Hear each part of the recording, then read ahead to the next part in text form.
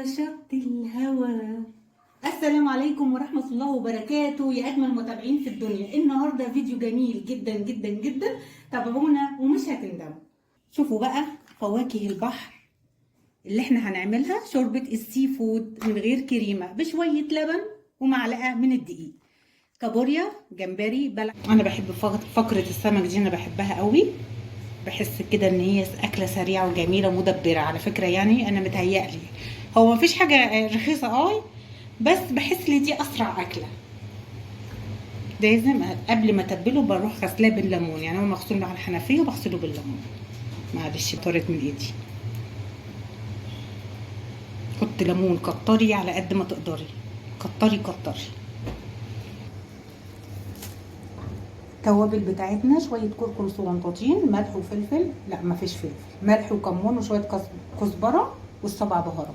هنحطهم كلهم في الثوم اهو، وقرن فلفل حامي.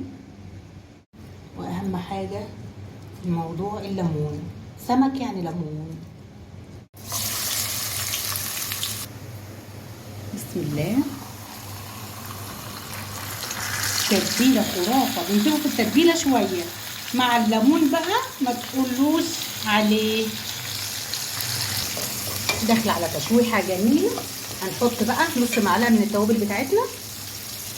الخلطه الجباره بتاعتنا فيها ملح، نخلي بالنا من الملح عشان دي فيها ملح. اقول لكم على الريحه الجميله بقى والخلطه السريه بتاعتنا وشويه القرفه والجنزبيل. خرافه في صينيه السمك دي. صلصه صينيه السمك اللي بنعملها دايما مع بعض. روتين المطبخ بتاعنا ما بيتغيرش.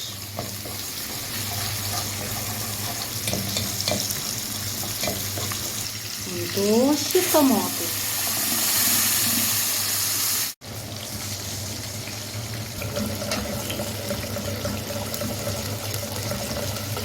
ما شاء الله لقيته بيتنطط كده، والله شايفاه في البحر.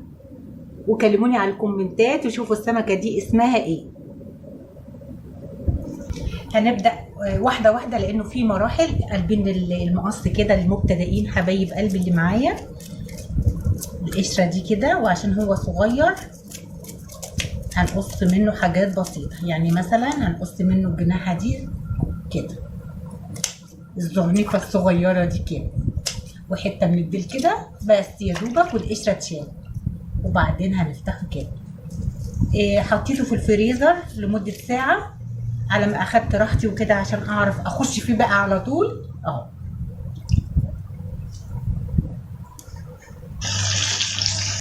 شايفين الجمال والحلاوه؟ اتفضلوا معانا.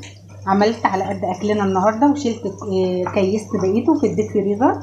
لو عجبك الفيديو اوعوا تنسوا اللايك والشير والاشتراك في القناه. اشوفكم بكل خير يا رب. جود باي.